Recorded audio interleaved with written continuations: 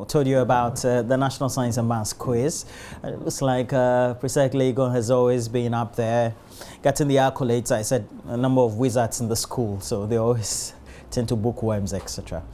I don't know whether I can refer to my guest as one of the wizards, book wizards, so to speak. But Samuel Kujeto Ablakwa is an old boy of Presec Legon. He's here, and he's a member of Parliament for North Tongwe, former Deputy Minister of Education. And we all know what the conversation is about that research by the Political Science Department of the University of Ghana. Good morning to you. Good morning. Yeah, good morning, Good to see you. Yeah, good to see you as well. We're always excited about the National Science and Maths quiz. We're the official channel. I know that your school has always been up in the game, doing so well. You have many classmates who may have participated in your time as well. But always, what's the vibe around the National Science and Maths quiz? No, I must commend multimedia for the focus. And when I was at the Ministry of Education, science and maths was really a priority area because STEM education is the next frontier. And countries that have succeeded, that have industrialized, that have improved productivity, have prioritized science and math education.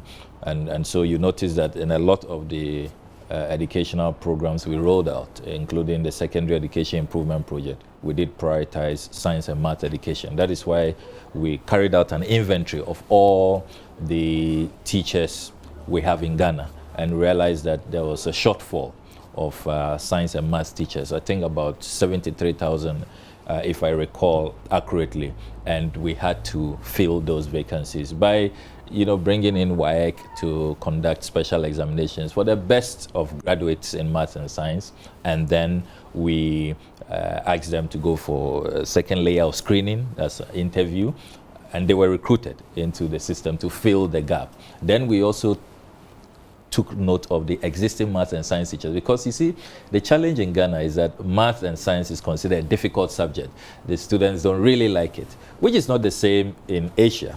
In Asia, the Asian students fixated with math. Prefer math and science. That is easier, because if you get, it's a definite science. It's very specific. If 1 + 1 is 2 is 2, and it's not about the opinion and nuances and all of that.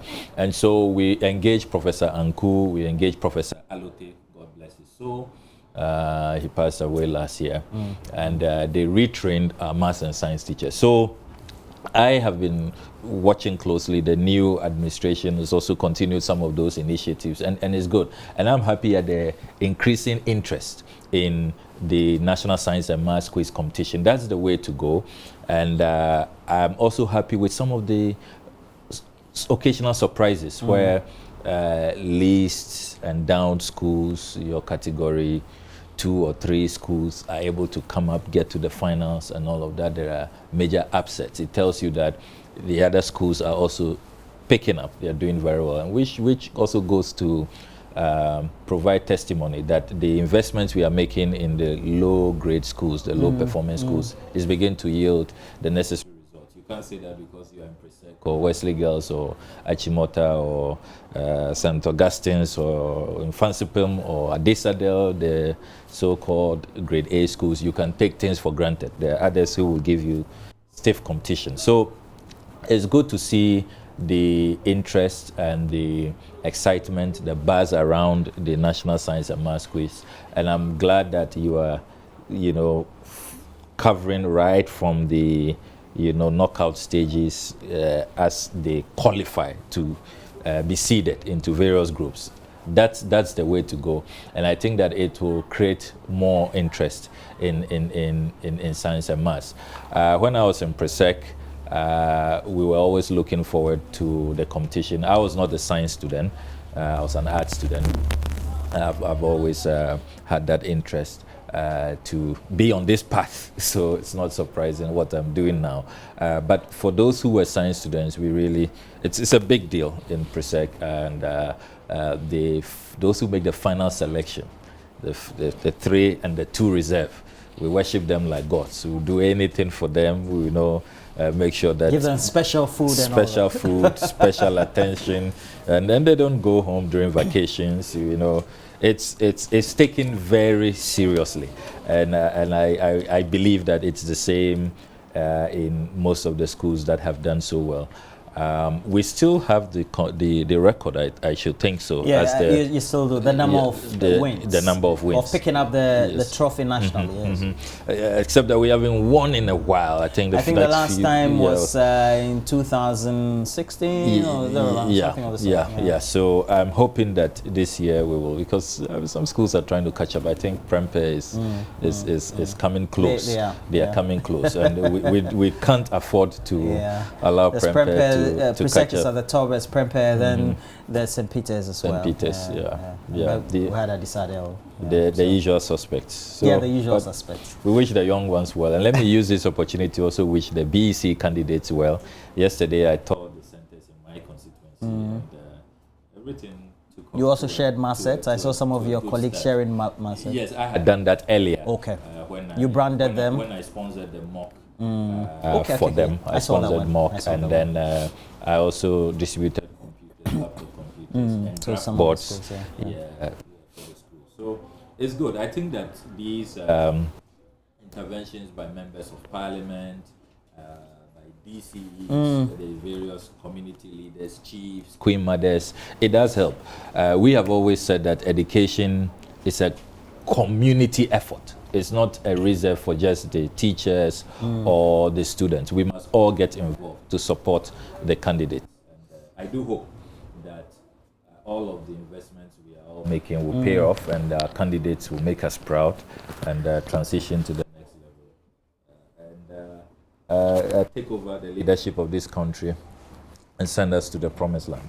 Well, we'll see how it goes. Talking about the efforts of the MPs in Parliament and what they do, that's why we brought him.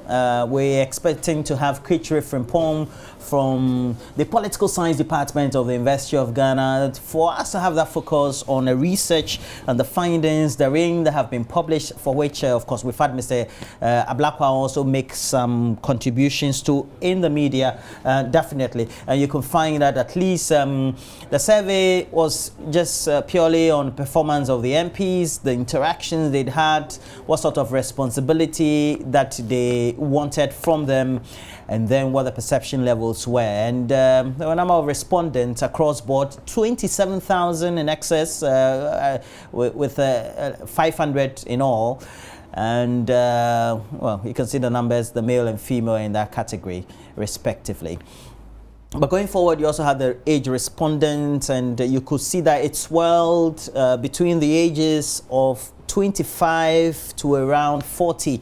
They had a lot of the impact in many of those areas as well. But the brackets, the brackets 18 and 24 also had that sort of impact. But going forward, then there was the whole focus on the religion or the practices of the respondents, and many of them, of course, were Islam and Christian dominating. And for those practitioners, it would also mean at least it gives us some diversity in the background. And the educational background was also there for the bulk of the respondents. Cumulatively, they had gone to primary, secondary. I had a couple of them going through university, but the bulk of them cumulatively were within the regions. Yeah. Okay. Now, we had the ages as well, and they asked them whether they were registered voters, and all of them did give their indications. And the role of the MPs, whether they advocated development, they represented their interests, they proposed new laws and created employment opportunities, supported local community groupings, publicized local challenges as well, and helped resolve local issues. You had the responses as well. The downside, if you take a look at what the presentation was, whether they scrutinized legislation, and you can find that especially on topical media discussions over either agreements that will come before Parliament or perhaps laws that needed to be approved, and you'll find only the minority raising all the issues. But we'll get to know what the responses are. And for Greater Accra MPs, you could also find the numbers there. And then also you have for the Western region, whether they advocated development, you have about 68.7 of them. It looks like the accolades were big and promising development projects. They always do that. Mr. Kujetua Blackwell and his friends, they always do that, promising they'll build roads, etc. Even though we know that they don't have the power to do that, they can influence, advocates, etc. And the responses said promising development project. Yes, 88% of the respondents, 27,500 said yes. They promised development projects. Okay. So going up, some campaign promises that have been fulfilled, and it said, you know, if you look at where the numbers were swelling around, we're always on road construction and provision of water. It seems to be main focus, and then electricity. I don't know what they did to provide electricity many of the times, but a building of schools and classrooms. It also shows that they took a lot of accolades for those infrastructure that were replicated in the community. Some of the respondents also commented on promises that have not been fulfilled. And for road construction, we had at least 58.1% saying that their promises to construct roads, they hadn't fulfilled at all. That's a serious one. And we also had for employment, 37 saying that, look, they promised them they'll create employment opportunities, zilch. Provision of water, 28%, and then the numbers trickled down subsequently. And regional analysis of the activity of constituents and what they hate about the MPs, they do not visit the constituency. And if you take what the respondents were saying from Greater Accra, they said they didn't visit. I was wondering, they live in Accra, so why would they say that they didn't visit? They didn't visit them. I was wondering. And then for Central Region, they followed subsequently, and then the Western Region as well. But Upper East, we can understand it's far off from the capital. But let me go to the Volta region where my discount, 21%, only 20. Yeah, okay. Kujetua Blackwell is always active on social media. So when you go to his Facebook page, you always get to find him donating, interacting. That's a good thing that he does. But his constituency is just here. It's just here. Well, but it's a good exercise, won't you say? It is. It is. I have welcomed the research, and I have commended the Political Science Department of the University of Ghana. And it is not because the research largely speaks in favor of the minority MPs. It is because it is a good effort. I have always said my attitude towards research has been, whether it favors you or it goes against you, is to accept it, analyze it, scrutinize it, and see how you can use that research to improve on your output, either as a member of parliament in your constituency or for the larger political party you belong to win political power. So my attitude has never been to rubbish research or to condemn research. When you do that, then you are not being an intellectual. You are not appreciating the intellectual contributions to our politics, which is really essential. We must move to scientific politicking. Elsewhere, they poll every day, even what will be said. I mean, you'll be surprised that even what presidential candidates must wear to particular places, the colors they must choose, and all of that. They poll to that minutest detail. Yes, yes. So we must encourage that. And this particular research is quite novel because the first time you are seeing such a thorough research, 275 constituencies. And if you look at the questions asked, you know, very broad spectrum of questions, right from whether MPs explain government policies to your satisfaction, to even when they visit your constituency, what do they do? Where do they go to? You notice that funerals top the list. Yes. Right? So if you're a member of parliament who is not attending funerals, you should know that you are in trouble. The people really look forward to that. I have said that moving forward, I do hope that the scope will even be broadened further next time to look at our output in the chamber, in parliament, in terms of how we vote, the issues we vote on, and then the quality of debate and all of that, as happens elsewhere, so that members of parliament will know that they are being watched. And you can't just vote anyhow, just because of maybe partisan, you know, interest. But when you know you are being watched and you know that it can come back to haunt you, for example, a particular agreement, why did you vote for that particular agreement when you know it is not in the national interest, where you know that probably it was not negotiated very well? Even in terms of philosophies, personal idiosyncrasies, what do you believe in? Ideologically, where are you? Is it consistent with how you vote and all of that? So I'm hoping that in the future, the research will expand its scope to all of those details so that it will put all of us on our toes, both in the chamber and in our constituencies. But that said, you can make a number of deductions. And I have put the first one out, which is that if you see how majority MPs are struggling, even with explaining government policies to the satisfaction of their constituents, with their attendance to constituency needs, one raises the question again about this hybrid system we have been operating with the inception of the 1992 Constitution. Do we want to continue with this hybrid system where Article 78(1) requires that the president should appoint majority of his ministers from parliament? It does appear to me that wanting to compel majority MPs, majority of whom should be ministers, to also do a good job in their constituencies. You are asking them to serve two masters. Can you serve two masters equally?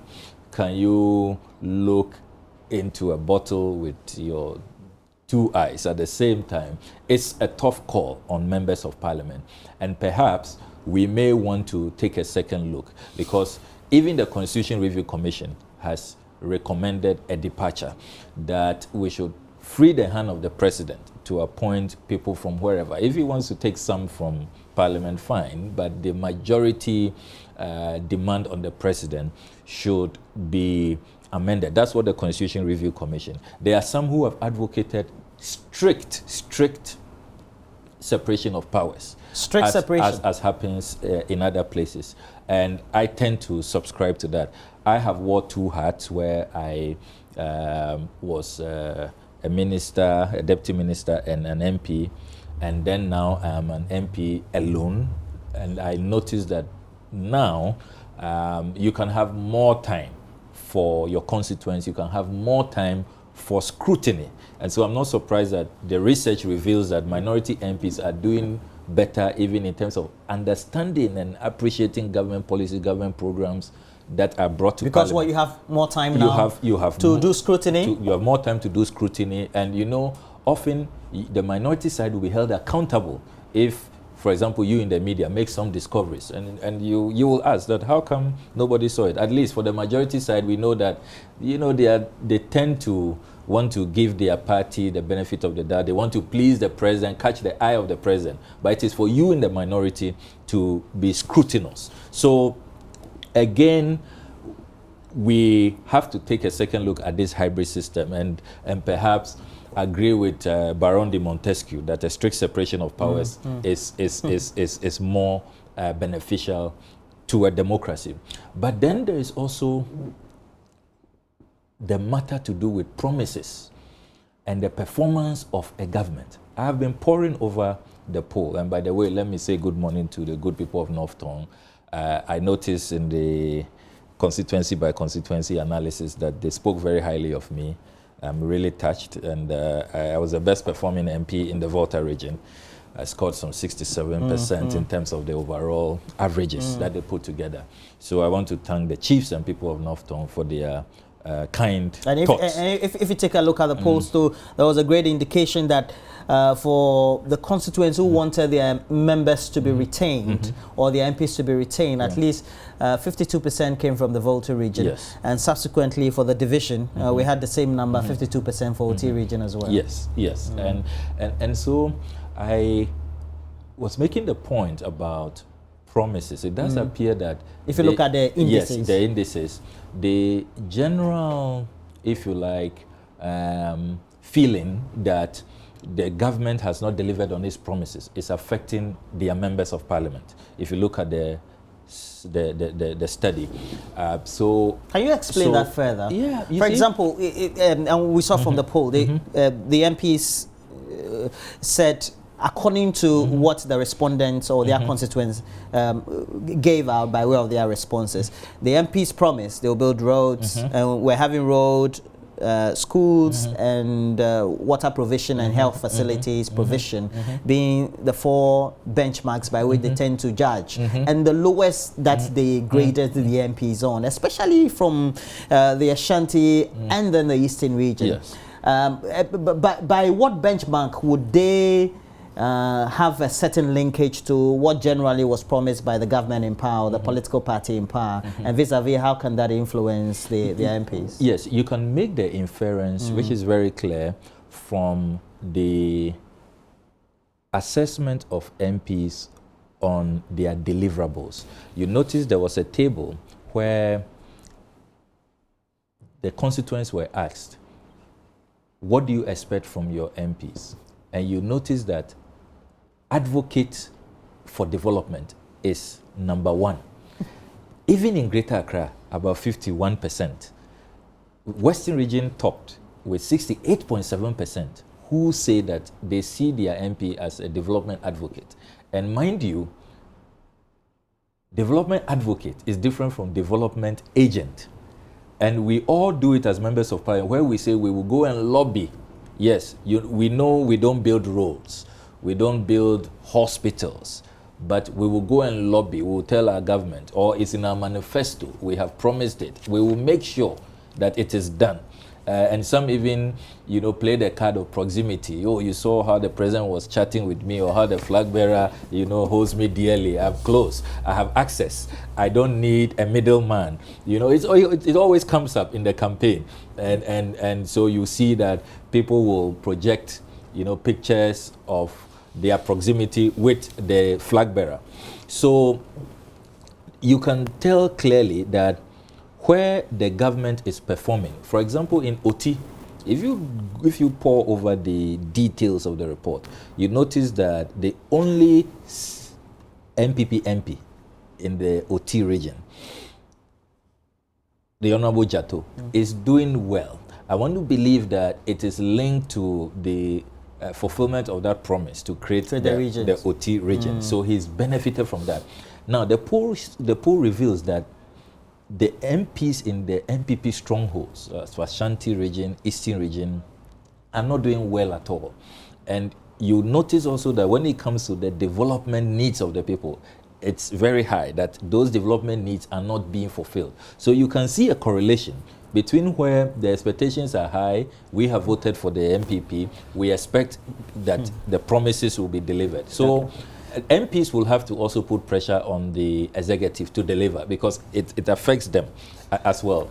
And then certainly you can also make the point that some MPs too appear to have shut their mouth a bit too wide, where they promise so much and are not able to deliver. And so they are not even able to visit particular communities because they have not met their promises. And the poll reveals some constituencies where MPs are not able to visit because they have not fulfilled their promises. So you see a correlation between the survival of a member of parliament and how well his party is doing at the national level, and how well you have fulfilled your promises. In order for us not to be more specific and speak to personalities, but for example, you get to have more respondents on social media or commentators on social media following the publication of certain sections of the poll, pointing out to if it's Swami or some place like that, or, and that giving an indication that for even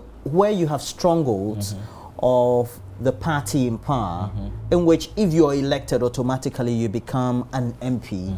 There are always machinations around that also tend to give the perception to be heightened. Could it be possible that sometimes some of these perceptions from those individuals could also somehow find themselves within what is collected in the polls? And give you some negative publicity, Yes and no. Yes, because that happens. People know that when you win in strongholds, you have one leg in parliament already, because the national election is a mere formality. All things being equal, you will win your seat. However, if you juxtapose what is happening in Ashanti and Eastern region with Volta region, you notice that Volta MPs are doing very well, which is also a stronghold, where you expect that, you know, because of the internal machinations, because when you win an NDC primaries, you also know that you have one leg in parliament. But your party is not in power. Perhaps that is also a factor to consider, you know, and that's a brilliant point to make. But the internal machinations nonetheless, because I know that a lot of my colleagues have competition, and it's always, I mean, my first contest we were 7, the second one we were 4, you know, so I don't know what will happen this time, though so far nobody seemed to have really come up. But you can't take it for granted or think that you will go through primaries in a stronghold easily. There's more attention in the stronghold. So once again, I will say that this poll should be a wake-up call to government, that the people do not feel that they are delivering on their promises, and that they will have to take a second look at their manifesto, at their agenda, which they promised, which has become a social compact with the people, and work hard at delivering on those posts. Unfortunately for members of parliament, primaries are around the corner. It's likely to be this year, latest first quarter of next year. We would have our primaries this year soon, third quarter, maximum fourth quarter of this year. And so it is important that we take this poll seriously. I am particularly worried at how first-time MPs are not doing well at all. The people tend to have even more confidence in the so-called Mugabes than first-time MPs. And I'm very worried about that, because we have said consistently that we need to build parliament as a strong institution. Institutional memory helps, longevity helps, because parliament is a very technical institution. Even understanding, you can spend your first 4 years trying to understand the standing orders alone, how to shuffling motions. between pages yes. of books and still not getting exactly. what the standing orders in the context. It's not easy. It's the reason why many first-time MPs are not able to make an impact on the floor and all of that. You know, just a few who are fast learners, who are able to find their feet. So when you have a situation where the attrition rate is so high, already this parliament, as we speak, more than 60% are new MPs, which is not the best. Elsewhere is the other way around. You have members of parliament who have been there 30 years, 40 years, 50 years. They've become institutions, you know, even when ministers are appearing before them, or they are subpoenaing, you know, whether people from the private sector or what have you, you know, or national security establishments, they know their stuff. They've cultivated sources over the years. And so you can't come and bamboozle them. You can't come and just have your way. So they are able to offer quality representation where the scrutiny is top notch. You don't achieve that by continuously changing your members of parliament. So I get very worried, because all the indication from this poll is that majority of the first-time MPs are going to lose if they don't do something. Because in total, if you take an aggregation, you have about 180 MPs out of the 275. It doesn't even account. It's even more than half of it. Yeah. Now, if you take Greater Accra, for example. An MP, let's say, I live close to Ashaiman, so it's easy. Yeah. I can say that if I was an MP for Ashaiman, I could visit my constituency early. But I'm also thinking, if I was an MP for Ashaiman, I would need to go far away from Ashaiman, so that I don't get barrages of badges of people every morning at my doorsteps. How would you, knowing that you live in Accra, but you have to go trek hundreds of kilometers away, if not about 200 kilometers to go to your place, and then try to get the interaction ongoing with your constituents. And then if you live in Accra, with just 40 meters or 50 meters, 50 kilometers away, you can quickly just get to meet your constituents.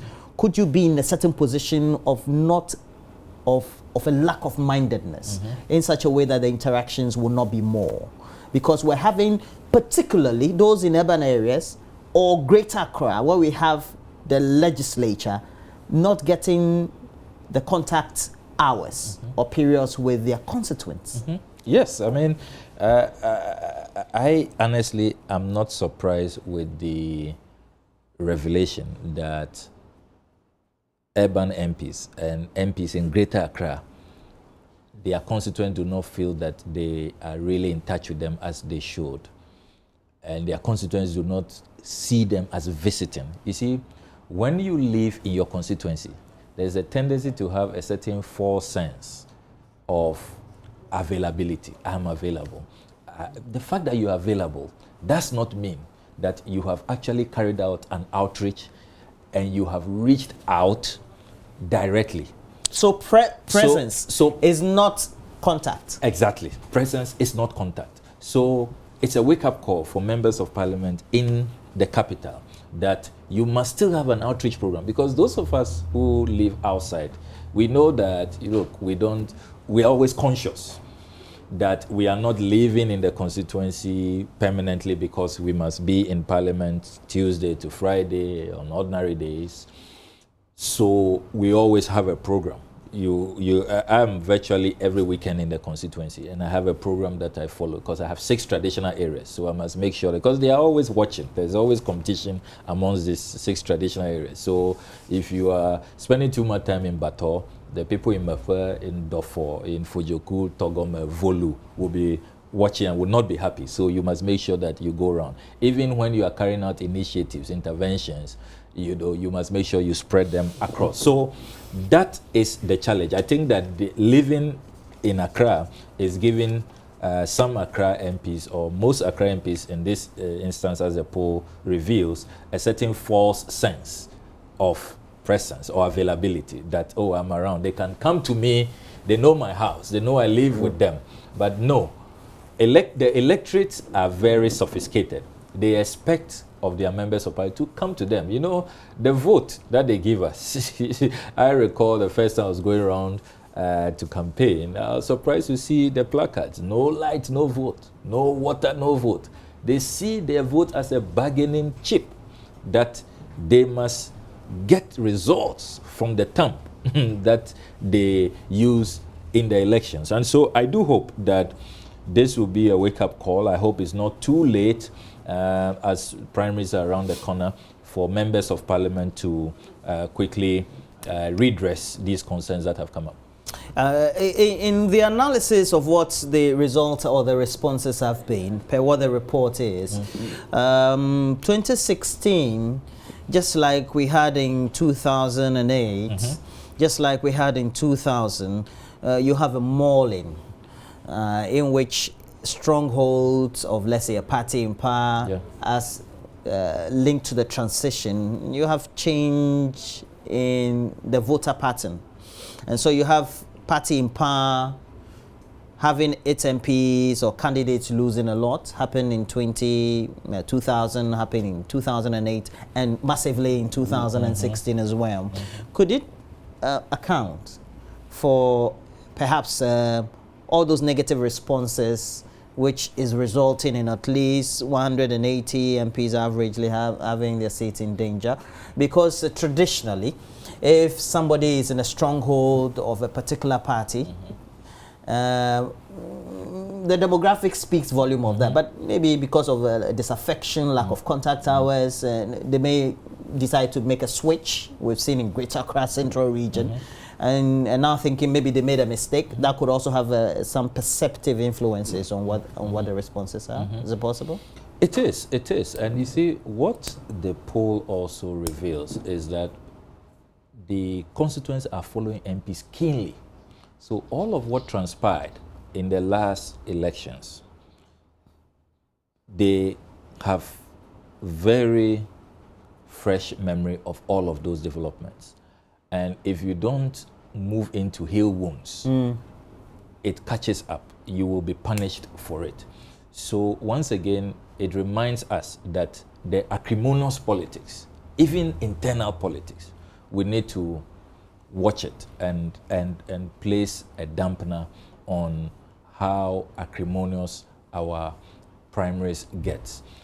It is important that party leaders show a lot of dexterity and and scale statecraft where they are able to manage the process in such a way that the fallout will be less acrimonious, because you can tell that that is having, so where you had a lot of challenges with the primaries, you see that it is lingering on. And when you consider the fact that 87.9% of those polled said that if elections were held today, they will vote, it tells you that despite the fact that there's disenchantment with many MPs or most MPs, the people who want to vote, they have not given They up. want to make a decision. They want to make a decision. And that should get all of us. That's dangerous. Very dangerous. Very, very dangerous. Because, look, they said they're flagging you negatively. Yes. But at the same time, they said that if there's a benchmarking activity today, we're going to mark you down. Exactly. Or we're willing to make sure our perception about you is reflecting on the ballot. Exactly. So, that's dangerous. So it is dangerous. And I do hope that MPs will pay attention. Perhaps we can also begin to say that the process of electing MPs may save some MPs, because you know that the electoral college is made up of delegates. So who knows, there may be some MPs who have done well in taking care of their delegates. They have been focused.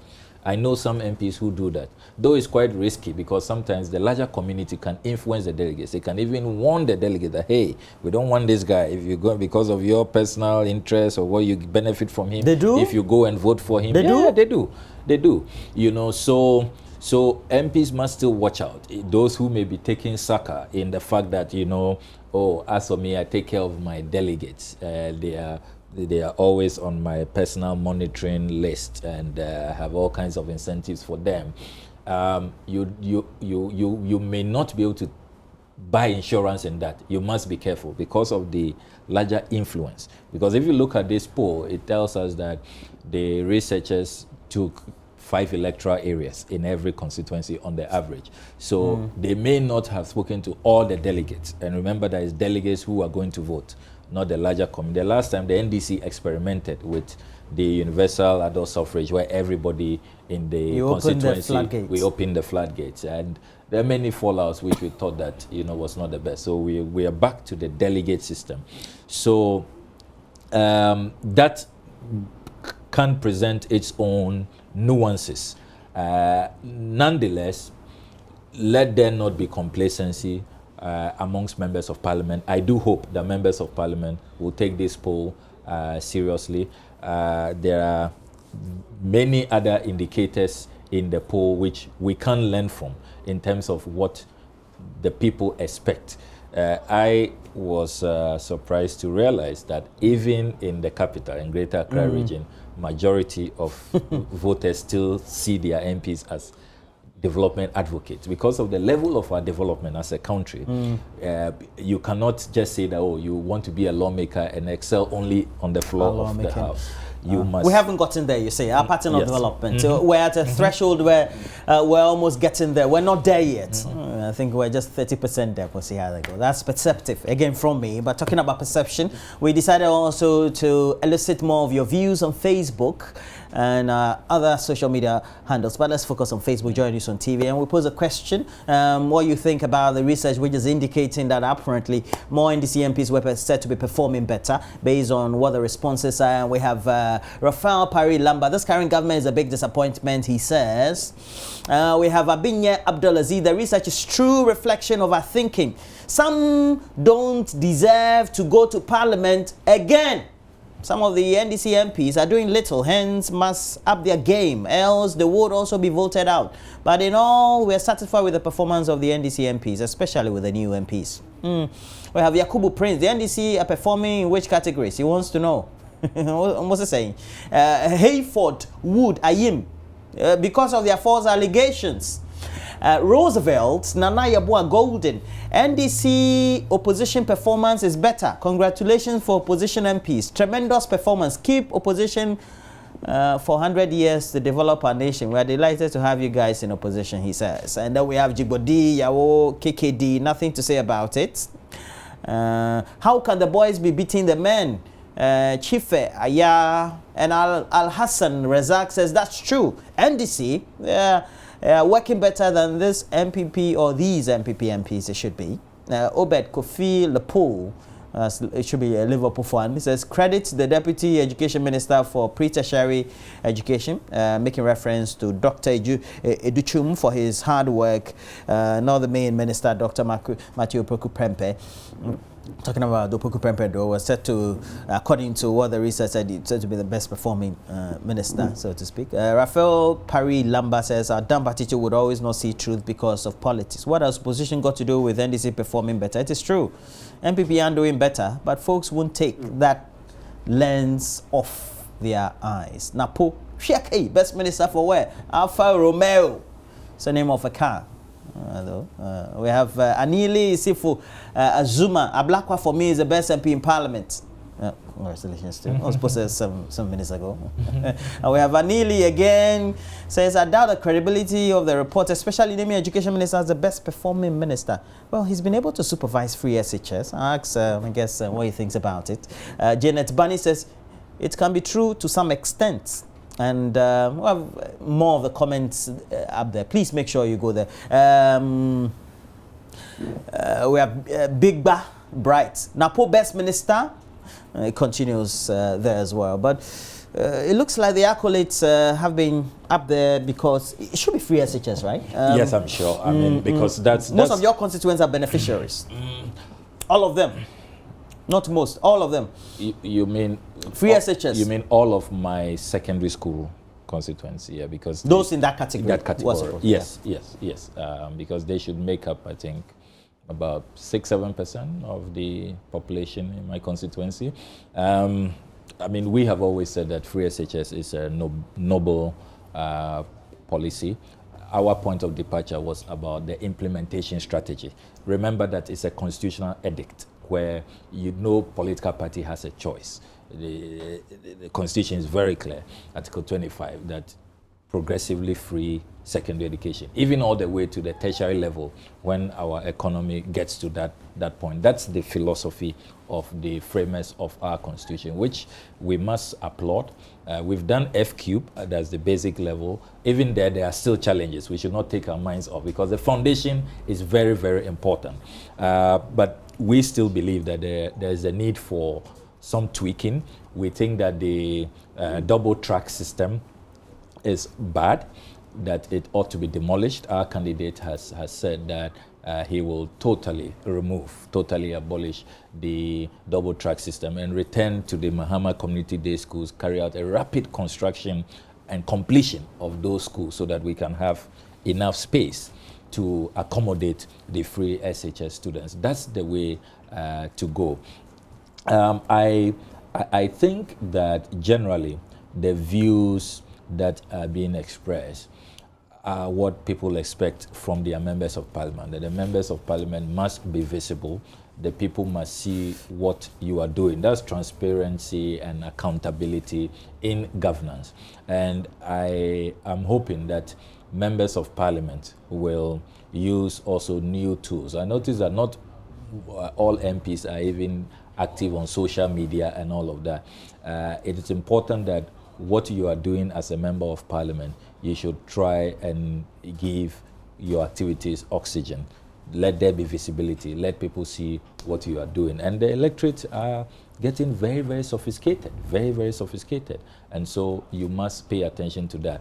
As for the concerns about who the best minister was, yes, this government, in terms of what they have, tried to deliver, if you take free SHS away, you can't really see anything in all the sectors. Oh, there are dams that have been built. The dams. I'm surprised we have planting for food and jobs. I'm surprised you talk about the dams. I mean, are they dugouts? Your outlet carried out a special report, and you hear the farmers, you hear the chiefs of those communities. Those are not dams. I mean, you just go and do a dugout, a pond, and pour water into it. That's not a dam. There's no water flowing. You don't have inflows, outflows. You don't have irrigation channels that can, get to the farms. That's what a dam is, Perhaps we should put out videos of what a dam is and the dams we constructed when we were in power, and these ponds that are being washed away by rains when it does rain. So it's good that the people are being very scrutinous. What it shows is that the electorate have become very, very alert, and they are watching all of us. They are elected representatives who are their servants. We only serve at the pleasure of the people as far as they so desire. So we all have to sit up.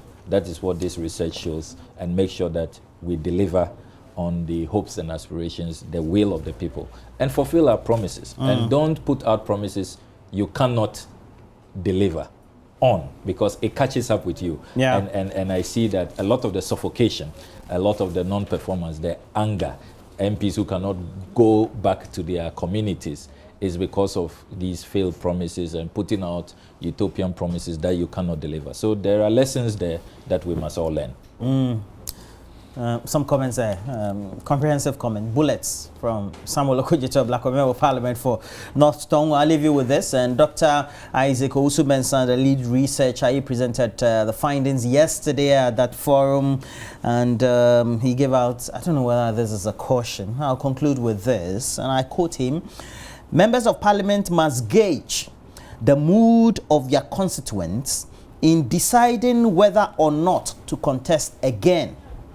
It is worth noting that in 2016, 50 incumbents lost their primaries and 50 others lost the election. Okay? Members of Parliament must gauge the mood of their constituents in deciding whether or not to contest again. It is worth noting that in 2016, 50 incumbents lost their primaries, and those 50 incumbents who contested the election, they lost that election. Anyway, thank you very much, Samuel. It's a tough job. Yeah, bro. Thank you. Nice meeting you once again. Well, that'll be it. He went to Presec. Of course, I went to Bishop Herman. Which grade? Very, very good school. Yeah, which grade do you work, the deputy minister? So which grade? Second grade of it? Oh, yeah. Bishop Herman is up there. This is grade A. Yeah, Bishop Herman is up. He wants me to feel good. No, yeah, it's a very good school. Top school. We have our games coming up, the Bobo Games. So please make sure that you stay with us. Yeah, but we're also contesting, representing the Volta region in the National Science and Maths Quiz. And talking about the National Science and Maths Quiz, I tell you, is up. We've had the regional event, all culminating and aggregating to the national level. Today is going to be the launch live right here on the channel from the British Council, Accra, of the National Science and Maths Quiz. But all that you need to know is coming up on your screens.